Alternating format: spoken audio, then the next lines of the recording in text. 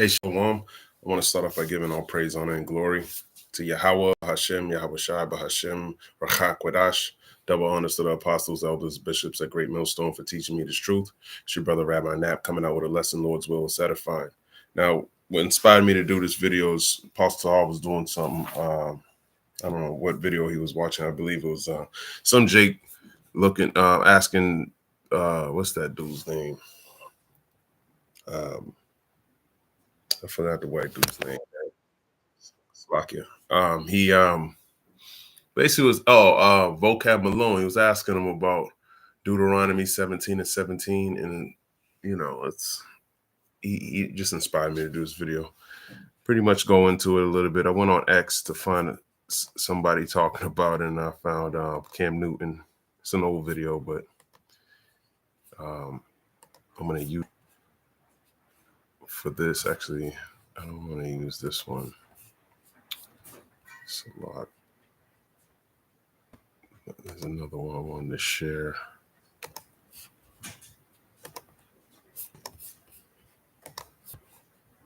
In our religion, it has got lost in translation, and I warrant what I'm about to say.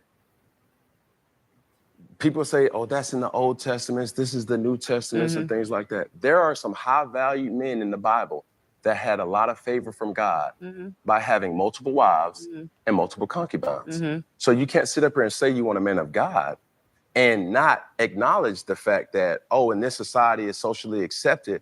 But in the Bible, when you talk about David, when you talk about Solomon, the wisest person in all of earth, he had the most wives anybody has ever had, and concubines. And when David was in battle, he would go back to not only to save his wives, but to go back and protect his concubines. And then we find a way in a situation where we talk about relationships in this day and time and not knowing the realization that the Bible has always been a place where everybody wasn't always married to one wife. Hell, I think a lot of people have to understand this too. Everybody in the Bible wasn't even married. I don't think everybody should be married. I don't think that's everybody's purpose or calling. I think we're talking about specifically with men who say, so for me, if you say that you want monogamy, so if you're saying you want a committed relationship, but also if you are a husband, right? I don't care what your value is. If you are a husband, the Bible says what? Husbands, love your wives as Christ loved the church. What did Christ do? You said singular or plural?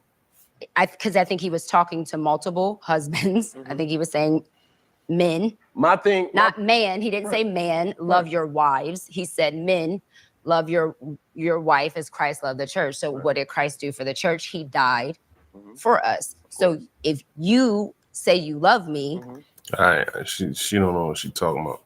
So I wanted to use this because Ecclesiasticus 13:23, when a rich man speaketh, every man holdeth his tongue, and look what he saith, they extol it to the clouds. But if the poor man speak, they say, what fellow is this? And if he stumble, they will help to overthrow him. So it's better, just so Jake could wake up, it's better that sometimes we'll use a situation like this for you to understand what he's saying. But he did a good job explaining polygamy in a nutshell. Okay. But I just wanted to grab just a couple precepts on it and kind of keep it moving from there. All right. I'm going to start off in the book of Exodus, the 21st chapter. Okay. Exodus 21. Because you have to understand when you read the Bible, this is talking about the Israelites, man. This isn't, people have this weird understanding of the Bible like it applies to everybody. It doesn't. Okay. This is about Israel. Okay. Exodus 21. And the point is in 10. You know what? I'm going to start at the top. Now, these are the judgments which thou shalt set before them. If thou buy a Hebrew servant, 6 years he shall serve, and in the 7th he shall go out free for nothing. So a Hebrew servant is a slave. If he came in by himself, he shall go out by himself. If he were married, then his wife shall go out with him. So, if you get a slave and he's married and he does, he works for you 6 years, he shall serve. Okay. And on the 7th, he shall go out free. If he come in with a wife, hey, his wife get to leave with him. Verse 4, if his master have given him a wife, and she have borne him sons or daughters, the wife and her children shall be her masters, and he shall go out by himself. So if he comes into you just by himself, and you give him a wife, and he has kids, those kids belong to the master. Exodus 21:5, if the servant shall plainly say, I love my master, my wife, and my children, I will not go out free. So now he's saying, I don't even want to leave on the 7th year, even though I understand I'm free to go. But no, I want to stay because I have kids with this woman, and I love her, and I love my kids, and I want to stay with them. Right? Verse 7. Verse 6, Lakia, then his master shall bring him unto the judges. He shall also bring him to the door or unto the doorpost, and his master shall bore his ear through with an awl, and he shall serve him forever. So you would have pretty much some type of tag in your ear showing you that you belong to that master. You're willingly becoming a perpetual servant to your master. Exodus 21:7, and if a man sell his daughter to be a maid servant, she shall not go out as the men servants do. So if you sell your daughter, okay, a father selling his daughter to be a maid servant to another man, she shall not go out as the maid servants do. We just read that. 7 years you shall go. This is saying you shall not go, okay? Just like it's set up here in verse 2, okay? This is for men servant, okay? Exodus 21:8, if she pleases not her master, who have betrothed her to himself, then shall he let her be redeemed. To sell her unto a strange nation, he shall have no power, seeing he have dealt deceitfully with her. So if she please not her master, the one that bought her from her father, who have betrothed her to himself, then shall he let her be redeemed, meaning bought back. To sell her unto a strange nation, he shall have no power. Instead of sell her back, or don't give her to some strange nation, seeing he have dealt deceitfully with her. Yeah, because you bought her up front. Now you're gonna try to sell her to a strange nation? No, you can't do that. And if he have betrothed her unto his son, so you bought her to be married to your son, he shall deal with her after the manner of daughters. So you got to deal with her as if she's your daughter. And if he take him another wife, her food, her raiment, and her duty of marriage shall he not diminish. So if you take her to wife and you find another wife, showing you that you can have another wife, okay, this implies polygamy. If you take another wife, you're not supposed to treat this wife, diminish her food, her raiment, which are her clothes, and her duty of marriage shall he not diminish. And if he do not these three unto her, then shall she go out free without money. So then that's this special cases. But the point still made, it implies polygamy. Okay, let's look at this word polygamy. Define polygamy. Okay, the practice or custom of having more than one wife or husband at the same time. See, this is going off. You can't have more than one husband. This is specifically for the males. Okay, let's go ahead and add them on.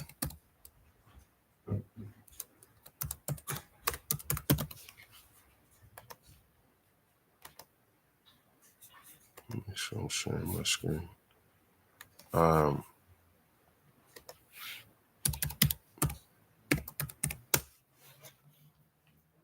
Marriage with more than one spouse, okay. Often married, poly meaning many. Gamete, the word is not etymologically restricted to marriage of one man and multiple women, to technically polygyny, but often used as it were related polygamous and polygamize.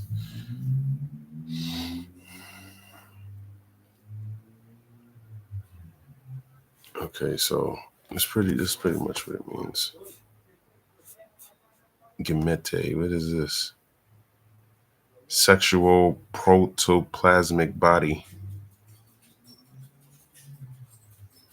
A wife gemetes a husband, to take a wife, to marry. Multiple wives. This is what I'm getting into. Okay. That's all. I'm just trying to get into what the Bible says about having multiple wives.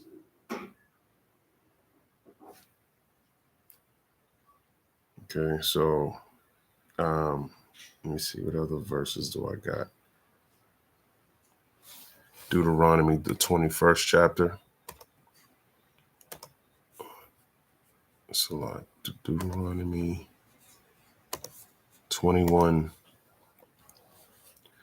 and verse 15. It says, if a man have two wives, one beloved and another hated, and they have borne him children, both the beloved and the hated, and if the firstborn son be hers that was hated, then it shall be, when he maketh his sons to inherit that which he have, that he may not make the son of the beloved firstborn before the son of the hated, which is indeed the firstborn, but he shall acknowledge the son of the hated for the firstborn, by giving him a double portion of all that he have, for he is the beginning of his strength. The right of the firstborn is his. So if a man has two wives, one beloved, one hated, and they both gave.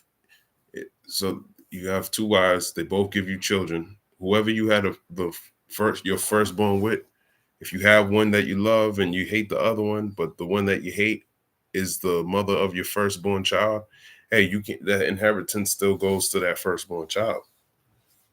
Okay, which implies polygamy.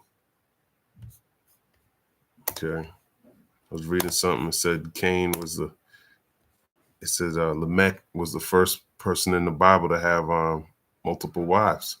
And Lamech took unto him two wives. The name of the one was Adah, and the name of the other Zillah. So why do you think things happen without the Lord's doings? This is all the Lord, man. Proverbs 20 and 24. You can't do anything down here according to your own wisdom. Proverbs 20 and 24, man's goings are of the Lord Yahweh Ba'ashem Yahushai. How can a man then understand his own way? So it's not up to you to determine what you're going to do down here on the earth. It's really just the Lord, man. He's fulfilling what he wants to fulfill down here. And I think when he brought to Vocab's attention, he went to Deuteronomy 17 and verse 17. Neither shall he multiply wives to himself, that his heart turn not away. Neither shall he greatly multiply to himself silver and gold. First of all, this is talking about a king. Okay, this is for a king. Okay, so what's his name? You know, Vocab's probably not. He's definitely not the one to go take advice from. That's why he's doing documentaries on the Israelites, because he's fascinated with the understanding of the Bible. He knows this is true, but he has to fight against it because, for whatever reason, because he's set up. Okay, and this should automatically make you think of King Solomon. Okay, King Solomon. This is the Lord has examples in the Bible. 1 Kings 11 and 1. But King Solomon loved many strange women, together with the daughter of Pharaoh, women of the Moabites, Ammonites, Edomites, Zidonians, and Hittites, of the nations concerning which the Lord said unto the children of Israel, ye shall not go into them, neither shall they come in unto you, for surely they will turn away your heart after their gods. Solomon clave unto these in love. And that's what happened to him. Okay, he clave unto them in love. But the point of having multiple wives and refraining from that is they will turn away your heart after their gods. Okay, that was the problem. It wasn't the fact of multiplying wives. Okay, so when you bring up Deuteronomy 17 and 17 and don't say anything about King Solomon, then you're not fulfilling Isaiah 8 and 20. 1 Kings 11 and 3, and he had 700 wives, princesses, and 300 concubines, and his wives turned away his heart. For it came to pass when Solomon was old that his wives turned away his heart after other gods, and his heart was not perfect with the Lord Yahweh Ba'ashem Yahushai his power, as was the heart of David his father. Okay, so that was the issue. It was him worshiping these other gods. Let me grab Isaiah 8:20 to make my point. It says, to the law and to the testimony, if they speak not according to this word, it is because there is no light in them. So you got to make sure he's giving you an example, okay, to justify the law with an example that's in the Bible. The way the words written this is how we know this is divinely inspired, because he has examples in the Bible that go with the law that we can use to fulfill Isaiah 8:20. It always needs to, especially when somebody's teaching you the word. This is things you need. These are key things you need to really pay attention to. And it needs to be simple. Just like it says in Habakkuk, the 2nd chapter, Habakkuk 2 in verse 2. It says, and the Lord Yahweh answered me and said, write the vision and make it plain upon tables, that he may run that readeth it. Now, this is talking about the prophecies, but making it plain is what you expect from somebody teaching you anything. Shouldn't it be complex, especially if he claims to have this wisdom inside of him? Should be plain. You know, is there, or maybe you're asking the wrong question. Okay. And a lot of this stuff you can look up for yourself. You don't have to go to the white man to get authority over the Bible. It's not him. He don't got it. If he had it, we wouldn't be in the position that we're in today. Nehemiah 13 and verse 26. Did not Solomon, king of Israel, sin by these things? Let me start up one. Nehemiah 1 and 13. Nehemiah 13 and 25. And I contended with them and cursed them and smote certain of them and plucked off their hair and made them swear by God, saying, ye shall not give your daughters unto their sons, nor take their daughters unto your sons or for yourselves. Now this is going into strange women. And Nehemiah was using this as an example. Did not Solomon, king of Israel, sin by these things? Yet among many nations was there no king like him, who was beloved of his God, and God made him king over all Israel. Nevertheless, even him did outlandish women cause to sin. Okay, because they would get you to serve these other gods. Okay, but it was all you need the Lord, man. Okay. Shall we then hearken unto you to do all this great evil, to transgress against our God and marrying strange wives? So it's not the fact that, you're not supposed to be following these damn women, man. They'll make you go off. Okay. So you gotta pay attention to that. It's the book of 2 Samuel.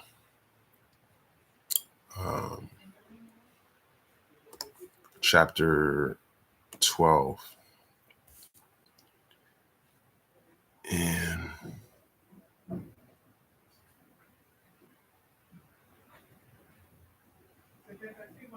who's this going to? Nathan. Yeah, Nathan rebukes David. I'm getting to the point. 2 Samuel 12 and 8.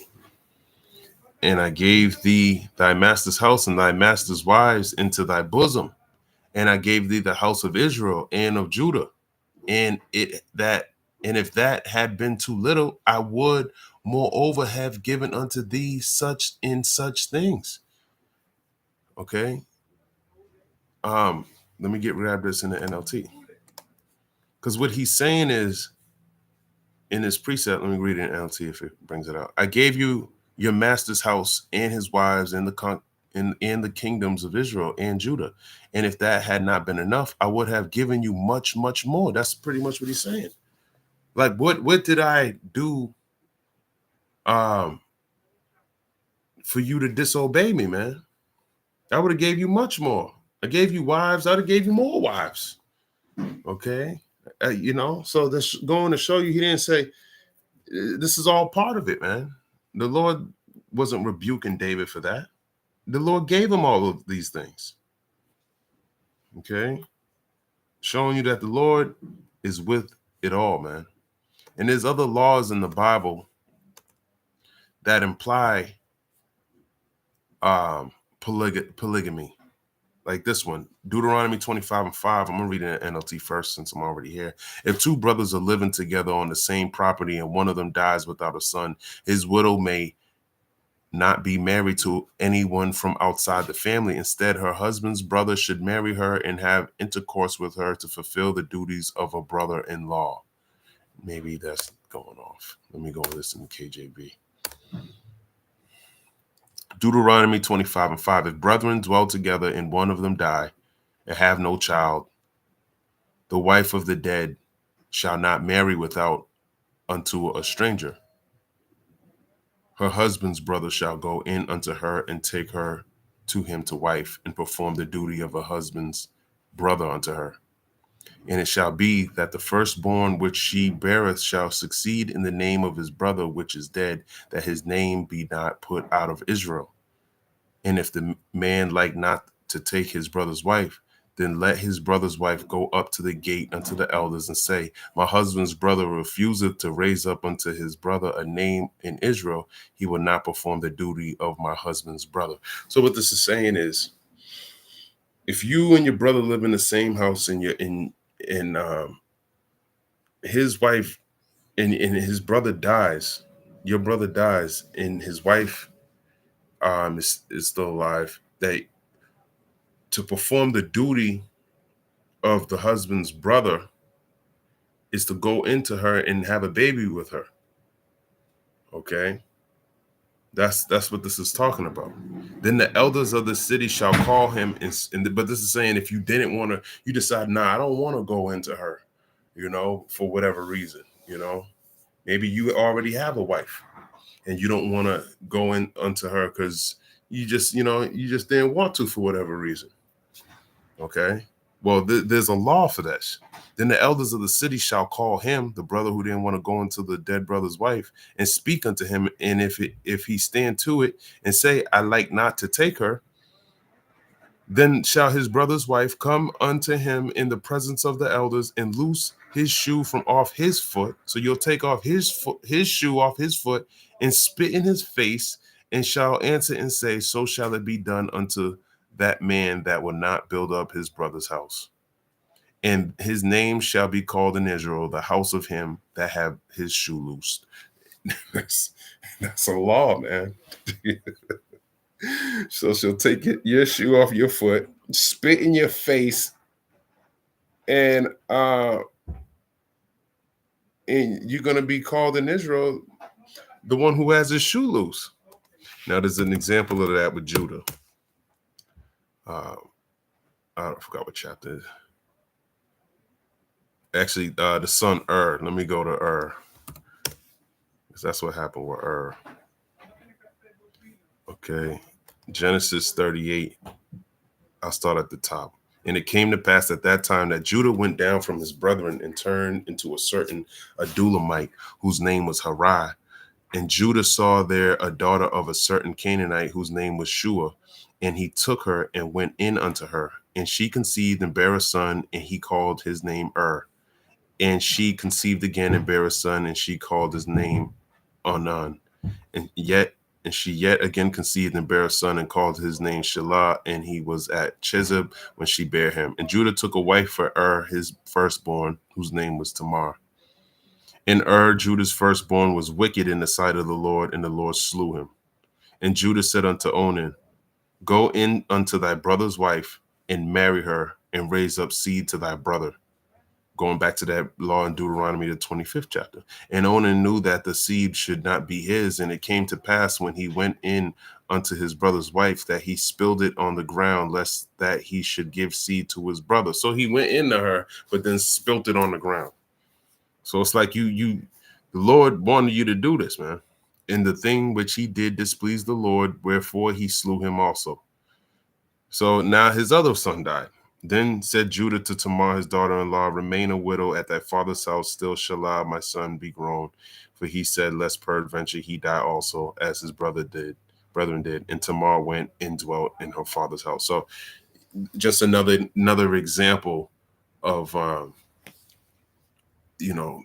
this is the law. And they didn't want to do it. And the Lord literally slew them for doing it. So they were supposed to go in under her. And they didn't want to do it, and the Lord could have just put in. That's what the Lord did, man. Okay. So there's laws that imply, hey, first of all, obedience, man. You need to be listening. Okay. This wasn't about you sleeping with the wife of your deceased brother, man. It was to raise up seed to thy brother. Okay, so that seed wouldn't have been your kid anyways. It would have been your brother's seed, because he didn't have any seed with his wife. All right. There's more scriptures that imply polygamy. Isaiah 4:1, and in that day 7 women shall take hold of one man. What do you think that means, man? Okay, 7's going into completion, a complete number of women. That can mean more than 7 or less. Okay, and it could mean 1. Okay, but it doesn't necessarily state just 1. Okay, saying we will eat our own bread. We will eat our own bread. Okay, implies multiple women and wear our own apparel. Okay, so they're saying we'll eat. Well, listen, we'll cook, and we don't want to be with you to feed us anything. Nah, it's not because of that. Only let us be called by thy name. We just want to be married to you to take away our reproach. Okay, and this time is coming. And when you read the chapter before, it shows you a time of great because Jacob's trouble's coming, man. Okay, and the harder and harder this economy gets, harder and harder. Hey, people are gonna go to their natural state, and guess what? It's not to go. They're gonna be with men of the Lord. Okay. Let me grab that precept real quick.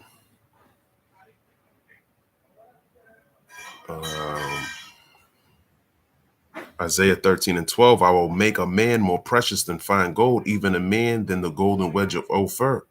Okay, so this is more for salvation. Okay, because you women got to be in order, man.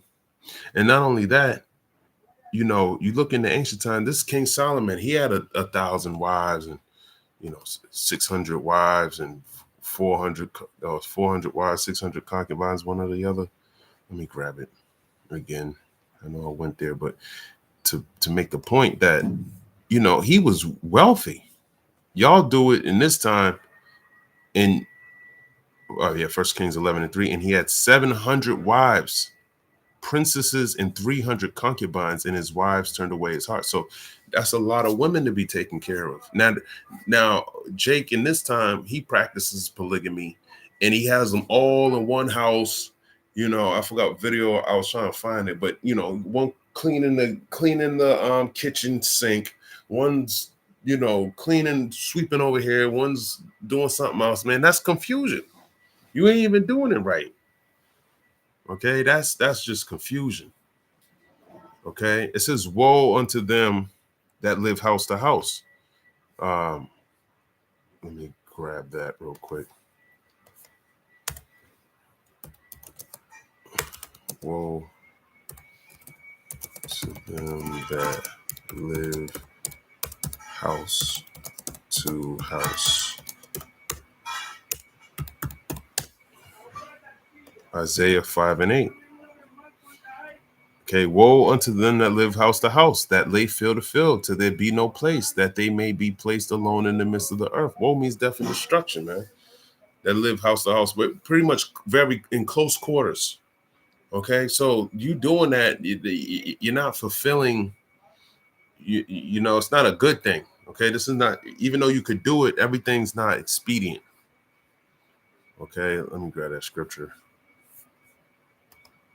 Okay. Paul said that. He said it's better for you to not even have a wife.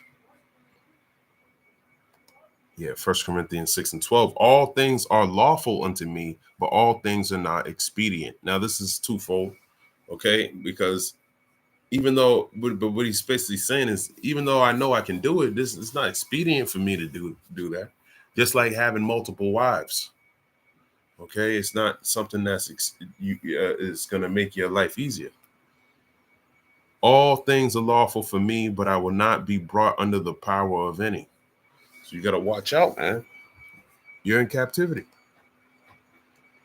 Laws don't recognize polygamy, okay? He doesn't recognize that here. Now, there's ways that people do it. They have some certification that they get that imply polygamy. I forgot how they do it, but it's weird. But it's still not recognized by the state. Now it might be recognized to the wife and you, but that's what marriage is anyways. It has nothing to do with the state. Okay, that's another way for Esau to oppress you. Get all up in your business. Okay, you go into your woman, and that's it. Okay, you break the that you make a virgin, you have sex with her, she bleeds. Hey, man, that's your wife, man. Judges 8:30. Okay, I'll start at 28. Thus was Midian subdued before the children of Israel, so that they lifted up their heads no more. And the country was in quietness 40 years in the days of Gideon. And Jerubbaal, the son of Joash, went and dwelt in his own house. And Gideon had 70 sons, and his body begotten, for he had many wives. So even Gideon did that. That's a judge, man. Someone elected by the Most High, man. Why would he do that? 70 is 60, and 10 is 70 sons, man. All right. So how could the Lord raised up Gideon, man? This is like a chosen vessel. He's a savior of Israel, man. There was many saviors. Okay, but the ultimate savior is Yahweh Shai. Okay, and that's what we're waiting for. All right. If you can receive it, he was King Solomon in reincarnation. So he understands that, hey, it's better for me to just not even have a wife, man. Just like Paul said. He had many wives. He had one wife, and she even made him go off when he was Adam, if you can receive it. Okay. Rebecca was like the only wife that Yahweh Shai had in the flesh that didn't do anything. Because he's Isaac too. The same spirit that's in Isaac. That didn't drive make him go off. 2 Chronicles 11 verse 21. And Rehoboam loved Maacah. Actually, let's start up. And Rehoboam took him Mahalath, the daughter of Jeremoth, the son of David, the wife, and Abihail, the daughter of Eliab, the son of Jesse, which bare him children, Jeush, I can't say that, and Shemariah and Zaham. And after her, he took Maacah, the daughter of Absalom, which bare him Abijah and Attai and Ziza and Shelomith.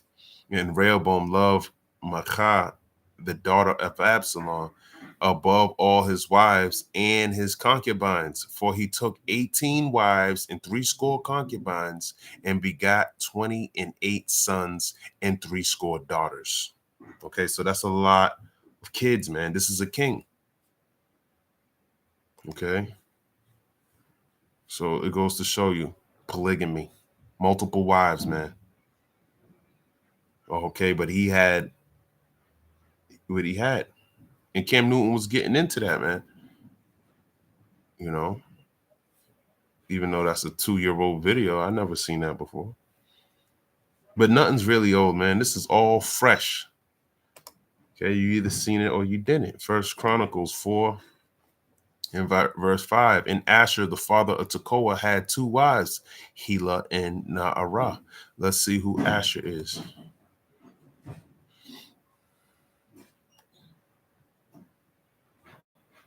Asher, son of Pharaz.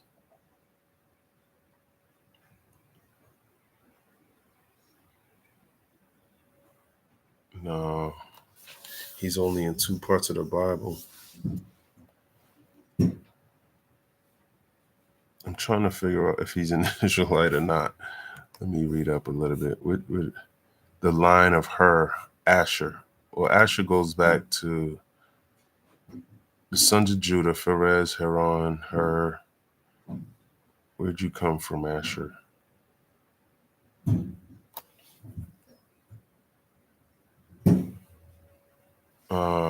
The sons of Judah, Pharez, Hezron, and Camry, and Hur, and Shobal, and Rhea, and son of Shobal, begot Jahath, and Jahath begot Humai, and Lahad. These are the families of the Zorites. And these were the father of Etam, Jezreel, and Ishma, and Abdash, Idbash, and the name of their sister was Hazelaponi. And Penuel, the father of Gedar, and Ezer, the father of Husha. These are the sons of Hur, the firstborn of Ephratah, the father of Bethlehem.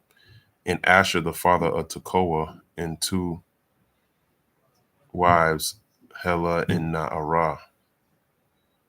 The line Hur of Asher, the sons of Judah. But 2 wives, man. That's the point. 2 wives. He had 2 wives. Okay. 2 Samuel 5:13. Oh, and a lot of y'all are, sorry to say it, y'all are just effeminate anyways, a lot of you Christians. So, today's even Mother's Day. You're probably celebrating your Mother's Day, being a damn demon. Okay.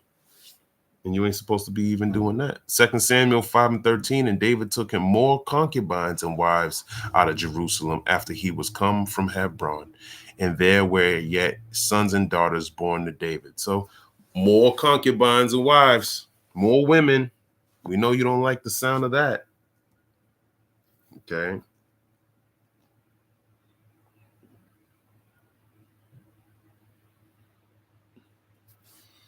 I think I already did 2 Chronicles 11 and 21. Let's go to 2 Chronicles 13. There's plenty of examples, man. And 21. But Abijah waxed mighty and married 14 wives and begat 22 sons and 16 daughters. So, hey, man, this is what Israel does, man. Okay, this is just what Israel does.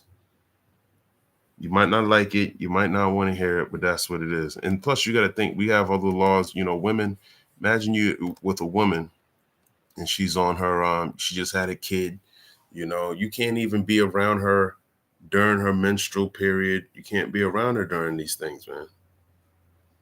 Okay, so the majority of the time, you ain't even supposed to be around your girl, man. Okay, so that was part of the point of the multiple wives. Okay, the downtime when they're unclean, you're not supposed to separate from them. Okay, Leviticus 12:1, and the Lord spake unto Moses, saying, and that speaks to you celebrating your mother today. You're worshiping something that's she's probably on her menstrual period, and you're around her touching her and shit, so you're defiling yourself, and that's what you get. Leviticus 12:1, and the Lord spake unto Moses. Let me go to the point, jump down. Actually, I'll read it from the top. Leviticus 12:1, and the Lord spake unto Moses, saying, speak unto the children of Israel, saying, if a woman have conceived seed and born a man child, which is a boy, when she shall be unclean 7 days, and according to the days of the separation for her infirmity, shall she be unclean. So just because you haven't given birth is an unclean act because of the menstrual period. Okay, and you got to be unclean 7 days. And in the 8th day, the flesh of the foreskin shall be circumcised, and she shall then continue in the blood of her purifying 3 and 30 days, which is 33 days. She shall touch no hollow thing, anything holy, nor come into the sanctuary until the days of her purifying be fulfilled. But if she bear a maid child, then she shall be unclean 2 weeks. So it's even more time if she bears a daughter, as in her separation. She shall continue in the blood of her purifying 66 days. So now an extra 30 days. That's 60 and 6. That's 66 days. Okay, that's 2 months, man. A little over. So you ain't supposed to be around her. That's if she gives you a daughter. And when the days of her purifying are fulfilled, for a son or for a daughter, she shall bring a lamb of the first year for a burnt offering, and a pigeon or a turtle dove for a sin offering unto the door of the tabernacle of the congregation unto the priest, who shall offer it before the Lord Yahweh and make an atonement for her. Okay. And she shall be cleansed from the issue of her blood. This is the law for her that have born a male or a female. So imagine you having all of these kids, some of them having 88 kids, and Rehoboam having a lot of kids, man. He had to work around this law, okay, in order to bring that about, if he wanted to do it according to the law. And if she be not able to bring a lamb, then she shall bring 2 turtle doves or 2 young pigeons, the one for the burnt offering, the other for the sin offering, and the priest shall make an atonement for her, and she shall be clean. Okay, so you got to work around this, and they knew this. Okay, so and even the way you be around your women today ain't even like that. You with her every single day, all the time, no separation at all, when the Lord requires separation. So your whole view of the world is skewed. Leviticus 15 in verse 19, and if a woman have an issue, meaning a period, and her issue in her flesh be blood, she shall be put apart 7 days. So out of the month, 7 days, you ain't supposed to be around your wife, man. Y'all ain't doing that. Of course, we keep the law, statutes, commandments to the best of our ability. We don't have a place where maybe there's a room you can put her in or whatever, but whatever she sits on or touches, it's defiled. And she got to go to work. So she's defiling everything on her way to work and on her way back home. So everything's defiled, man. And then you worshiping her today. She's probably under this law right here. And everything that she lieth upon in her separation shall be unclean. Everything also that she sitteth upon shall be unclean. She's probably sitting next to you right now. So that means you're unclean. And you worried about, and you're scoffing up against the word too. So who wants to listen to somebody like that? And then you're asking the damn devil about the Bible. You're a fool. Leviticus 15 and 21, and whosoever toucheth her bed shall wash his clothes and bathe himself in water and be unclean until the even. So even if you touch her bed, you got to wash your clothes, man. And whosoever toucheth anything that she sat upon shall wash his clothes and bathe himself in water and be unclean until the even. So you're going to be unclean, man. And you don't even know what she touched, who sat there before, because the laws are not being executed, man. And if it be on her bed or on anything whereon she sitteth, when he toucheth it, he shall be unclean until the even. So there you go, man. I'm going to read up to 30. And if any man lie with her at all, and her flowers be upon him, he shall be unclean even 7 days. And the bed whereon he lieth shall be unclean. So if you go up in her while she's going through this, you're going to be unclean 7 days with her. You pretty much got your menstrual period, man. You got to be, and the same thing happens to you. Now you're defiled for 7 days, man. Okay. So this is why you want to be reading the Bible, getting the understanding. And if it be on her bed or anything whereon she sitteth, when he toucheth it, shall be unclean. Hold on, I read that. Verse 25, and if a woman have an issue of her blood many days out of the time of her separation, so if her period persists past the 7 days, or if it run beyond the time of her separation, all the days of the issue of her uncleanness shall be as the days of her separation. She shall be unclean. So it gets prolonged. Huh? If the 7 days you're still unclean, hey, you got to still keep the days of your separation. Okay. Until the blood stop, you still consider unclean, because it's not always 7 days, man. Sometimes it's heavier. Leviticus 15 and 26, every bed whereon she lieth all the days of her issue shall be unto her as the bed of her separation, and whatsoever she sitteth upon shall be unclean as the uncleanness of her separation. And you worship her. You worship this. something that's predominantly unclean. And don't get me wrong, we're all unclean, but for you to have a holiday glorifying a woman, it just shows you're defiled, man. Okay.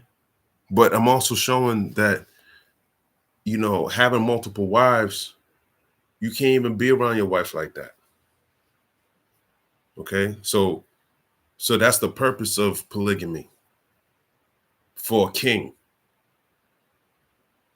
Okay. Or a man. This is why it's not expedient. You don't have the resources to provide the occupancy to fulfill these laws. You're not in the power to do this. So it's not expedient for you to practice polygamy in this state, in your captivity.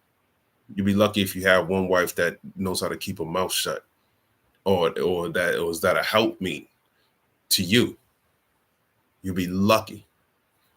Leviticus 15:27, whosoever touches those things shall be unclean, and shall wash his clothes and bathe himself in water and be unclean until the even. But if she be cleansed of her issue, then she shall number to herself 7 days, and after that she shall be unclean. So it's like she shall be clean. Okay. But hey, the 7 days is mandatory, man. You got to number to yourself 7 days. And on the 8th day, she shall take unto her 2 turtle doves or 2 pigeons, young pigeons, and bring them unto the priest to the door of the tabernacle of the congregation. And then after that, she got to make a sacrifice, man, for her uncleanness. Okay. So all of this shows you we need the Lord, man. And the priest shall offer the one for a sin offering and the other for a burnt offering. And the priest shall make an atonement for her before the Lord Yahweh Shem Yahushai for the issue of her uncleanness. But you're glorifying her today, so it is what it is. But we need the Lord. Psalms 51 and verse 5. Behold, I was shapen in iniquity, and in sin did my mother conceive me. Okay. We were born in sin, literally. The whole act of the birth is it's sin. Okay.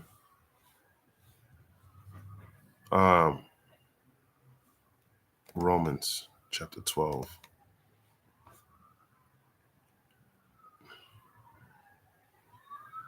Is it 12?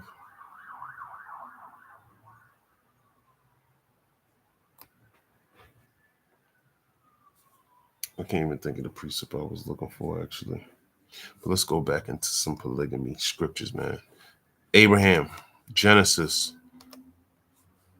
11, verse 29. And Abram and Nahor took them wives. The name of Abram's wife was Sarai, and the name of Nahor's wife Milcah, the daughter of Haran, the father of Milcah, the father of Iscah. So Sarai was Abram's wife, right? So he was married. And then what happened? Why did he have multiple wives, man? Sarai was barren. That was a common thing in Israel, man. Genesis 16:1. Now Sarai, Abram's wife, bare him no children, and she had an handmaid, an Egyptian, whose name was Hagar. And Sarai said unto Abram, behold, now the Lord Yahweh have restrained me from bearing. I pray thee, go in unto my maid. It may be that I may obtain children by her. And Abram hearkened to the voice of Sarai. And Sarai, Abram's wife, took Hagar, her maid, the Egyptian, after Abram had dwelt 10 years in the land of Canaan, and gave her to her husband, Abram, to be his wife. Okay? So he had that's 2 wives. Right?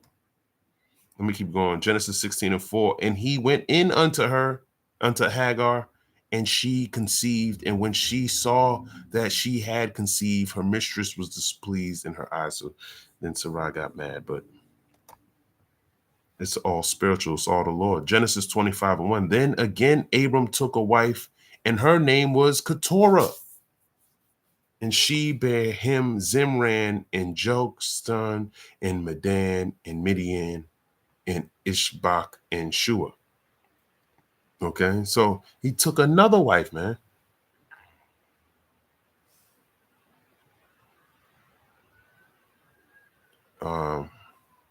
But Abraham was rich.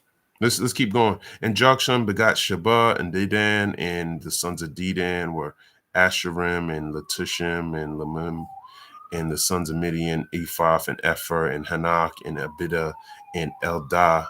All these were the children of Keturah. And Abram gave all that he had unto Isaac. But unto the sons of the concubines which Abraham had, Abraham gave gifts and sent them away from Isaac his son while he yet lived eastward unto the east country. So he sent them off with gifts, man. He took care of them. Okay. So this is Abraham, who y'all claim to be. So you're saying what he did was wrong? This is why we don't listen to you, man. This is why a lot of people don't. This is why we do these videos, man. This is for the hopeful elect, because it ain't for you Christians, you effeminate, soft ass, weak ass, pussy, all of it, man. You're weak. You probably don't want to hear that, but you need to, man. You want some, oh yeah, I want to speak to you nice and clear and sweet. There's nothing wrong with that. But if they're not bringing you to the water and making the point, if you're more concerned on how it's being said, and if they're speaking nice to you and telling you lies, that's what you like. You want to hear lies. But if someone's speaking to you rough and telling you the truth, if you can't accept it, it's because the Lord rejected you, ultimately. Okay? Genesis 29 and verse 16. And Laban had 2 daughters. The name of the elder was Leah, and the name of the younger was Rachel. Leah was tender-eyed, but Rachel was beautiful and well-favored. She was beautiful and well-favored, okay? And Jacob loved Rachel and said, I will serve thee 7 years for Rachel, that young daughter. So this is him becoming a slave, going back to the Exodus, the 21st chapter, okay? And he's saying, I will serve thee 7 years for that daughter, man. So Rachel must have been, when this says well-favored, if you're willing to go into slavery for 7 years for a woman, she must have been gorgeous, man. She must have had everything he was looking for in a woman that the 7 years wasn't even nothing. That's Jake, man. That's Jake.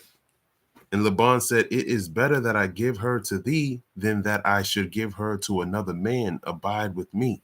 And Jacob served 7 years for Rachel, and they seemed unto him but a few days for the love he had to her. So she must have been just everything he wanted in a woman, man. Because the Lord must have put a spirit on him. Like, nah, this is a man's goings is of the Lord, man. And this is a beautiful example of that. Genesis 29:21, Jacob said unto Laban, give me my wife, for my days are fulfilled, that I may go in unto her. And Laban gathered together all the men of the place and made a feast. And this is what you're supposed to do. Okay? They didn't have sex yet. There's a feast that needs to happen. That's the order of things. That's same thing going back to Mary, okay? When she was found with child, because they didn't have this ceremony yet. The feast. When he's supposed to go in unto her at this appointed time. He went in before this happened. Okay? Genesis 29:23, and it came to pass in the evening that he took Leah, his daughter, and brought her to him, and he went in unto her.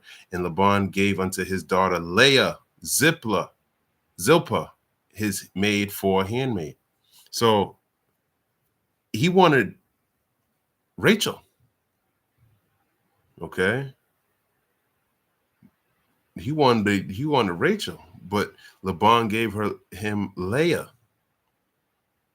Okay.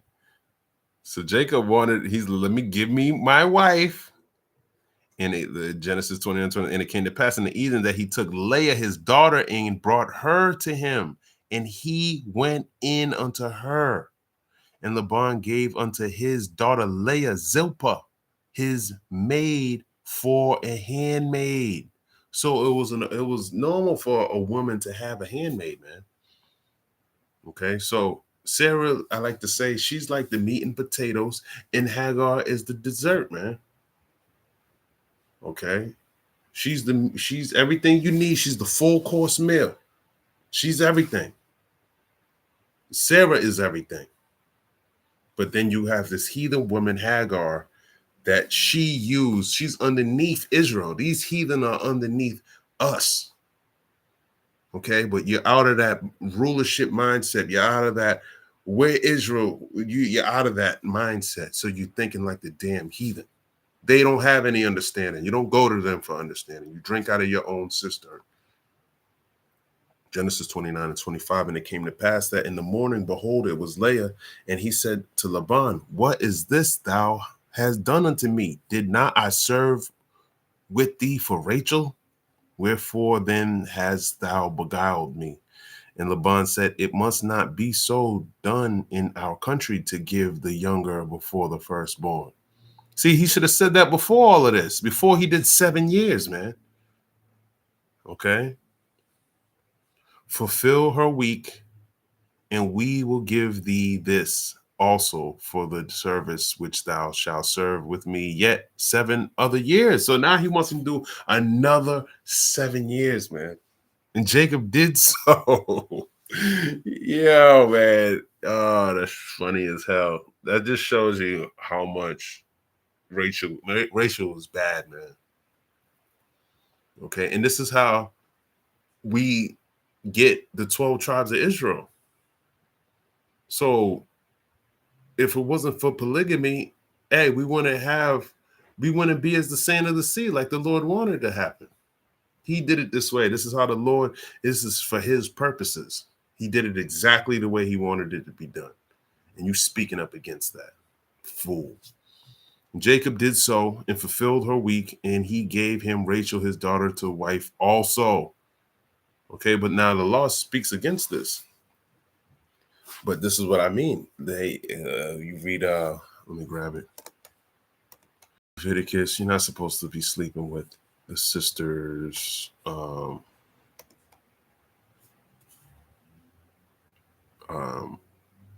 says here, neither shalt thou take a wife to her sister to vex her, to uncover her nakedness beside the other in her lifetime.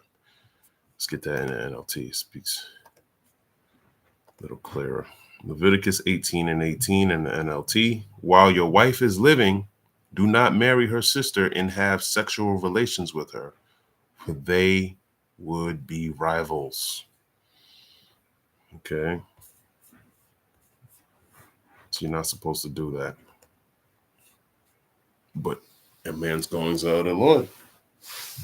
Okay.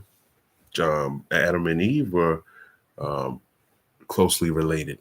Now, it doesn't say how close they were related. He said flesh of my flesh. What did he say? Blood of bone, or he says a rib, something like that. Or he took out of his rib.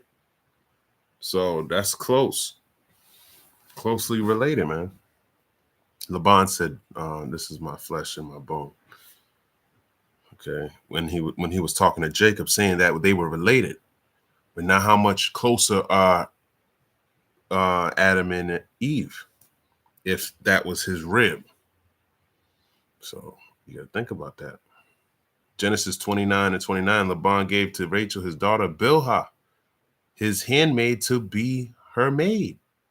So now that's Rachel got a handmaid too.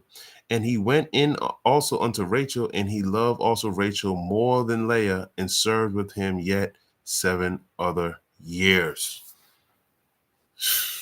And so Rachel, man, goes to show you that's Jake, man. Let me see.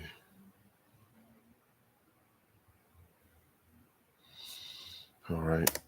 I just want to jump around. Let's go to Genesis 32. Because he went in unto the handmaids too. So Jake had 2 wives and 2 concubines. Genesis 32. And let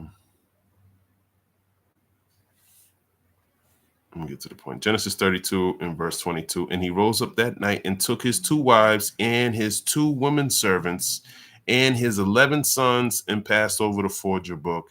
And he took them and sent them over the brook and sent over that he had. So that's his 2 wives and his 2 women servants.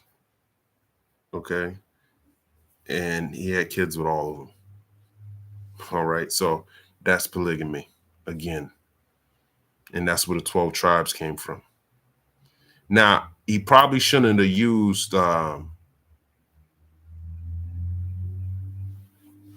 what do you call it? Deuteronomy 17 and 17 as an example. But I ain't trying to strengthen up the Christian lies, but you can't do nothing against the truth before the truth.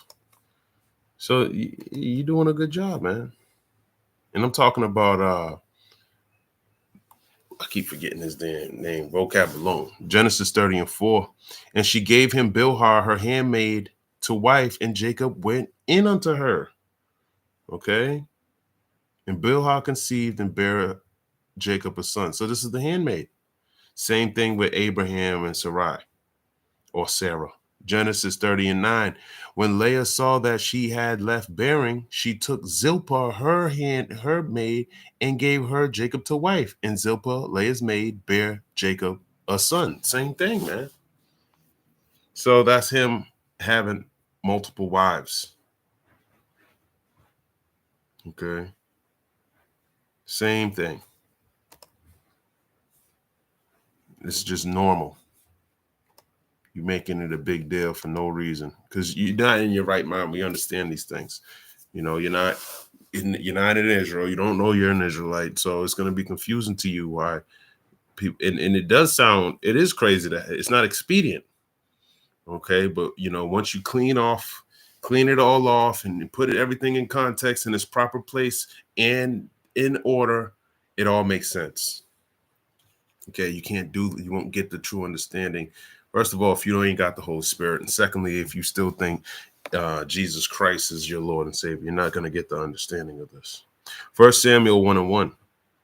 It says, now there was a certain man of Ramathaim Zophim of Mount Ephraim, and his name was Elkanah, the son of Jeraham, the son of Elihu, the son of Tohu, the son of Zuph, and Ephratite. And he had 2 wives. Okay. He had 2 wives, man. The name of the one was Hannah, and the name of the other Peninnah. And Peninnah had children, but Hannah had no children. Same thing all over again. Okay. And Hannah begot Samuel, man. Okay. A prophet. All right. Was he going off? It all has to make sense. It all has to coincide and coexist. The Lord said he's not the author of confusion. Let me grab that.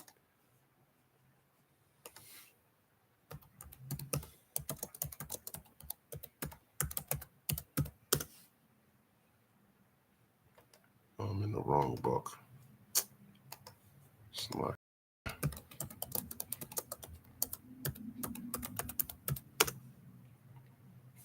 You know what? Why am I even trying to get it out the blue letter? You would think I would have learned my lesson.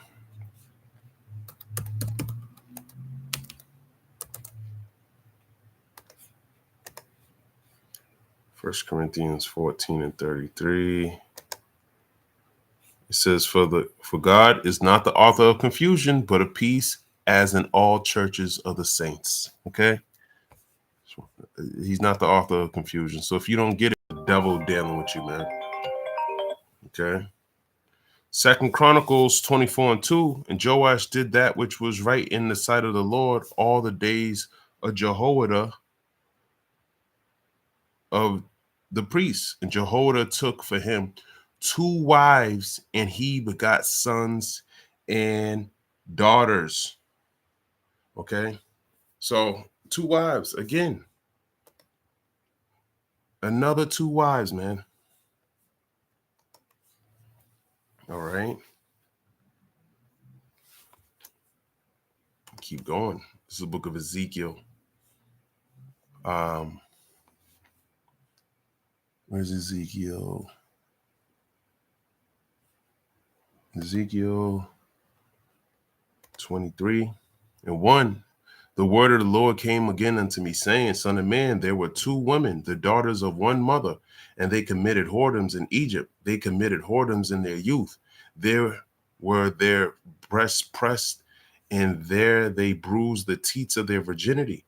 And the names of them were Aholah the elder, and Aholabah her sister. And they were mine, and they bear sons and daughters. Thus were their names. Samaria is Aholah, and Jerusalem Aholabah. So we're likening the women unto the Most High. Okay, so he looks at us as two women, man. The northern kingdom and the southern kingdom. Jeremiah 6:2. I have likened the daughter of Zion to a comely and delicate woman. Okay. So that's the Lord. This is the Most High. He's saying I've likened the daughter of Zion as a comely and a beautiful woman. So the Most High, this is why he's a jealous power, because this is how he looks at his that's how he looks at them. Okay.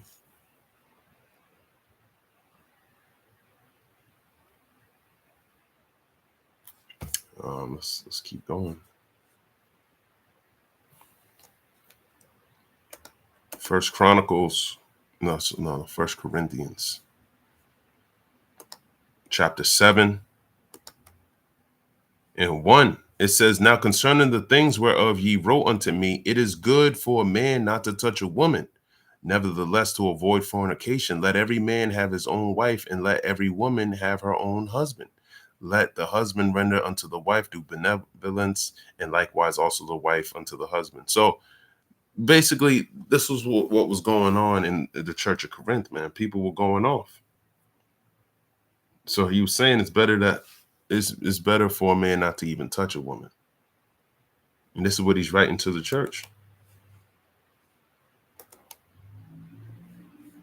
First Chronicles chapter 3:1. Now these were the sons of David, which were born unto him in Hebron, the firstborn Amnon, and Ahinoam, Noam, and the Jezreelites, the Jezreelites, the second Daniel of Abigail, the Carmelites, the third Absalom, the son of Maacah, the daughter of Talmai, king of Geshur, the fourth Adonijah, the son of Haggith, the fifth Shephatiah of Abital, the sixth Ithream by Igla, his wife. These 6 were born unto him in Hebron.